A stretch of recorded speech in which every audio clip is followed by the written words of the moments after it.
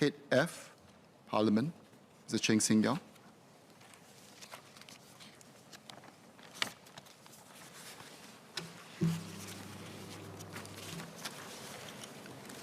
Chairman, I beg to move that the total sum to be allocated for Head F of the estimates be reduced by $100. Chairman, my cut is about how to ensure that our Parliament will always be an effective and respected political arena. This is important because our Parliament is where laws are passed and the country's future is charted. Looking around the world, we can find many examples of parliaments or equivalent legislatures degenerating into dysfunction. Many of them are of older and purportedly exemplary democracies that the rest of the world should aspire towards. We should be careful who we emulate. Proceedings at many of these legislatures or parliaments sometimes look like reality TV. Legislators or parliamentarians shout, interrupt, fight, or do whatever they can to prevent a genuine debate. What is more concerning is the amount of half-truth rhetoric that can be promulgated inside and outside of the parliaments. Some of these ideas even garner enough support from their people to change the course of their country, often for the worse. The parliament is a reflection of the society, but it also sets the tone for the society.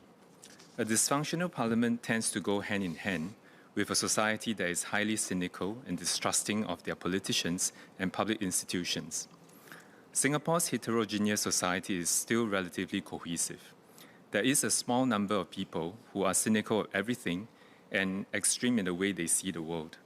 However, the vast majority of our people are reasonable, rational, and still exhibit a high level of trust. This majority is precious. They are the ones who will decide on the fate of the country. In Singapore, we will have to continue to deal with all sorts of divisive issues, such as on wealth, foreigners, as well as race and religion. We need to be careful with the kind of ideas we promulgate. We may unwittingly cause fissures as well as erode trust and cohesion in our society. Having rigorous debates on policies and issues in the Parliament is important. Bringing up alternative viewpoints is critical to preventing us from groupthink.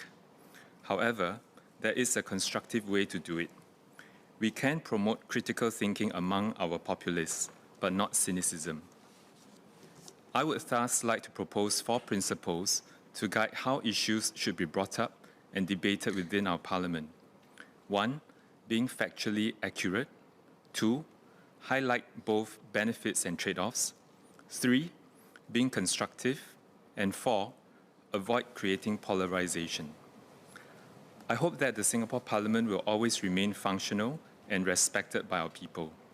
I hope our parliamentarians can be an inspiration for Singaporeans on how to engage with each other on difficult subjects.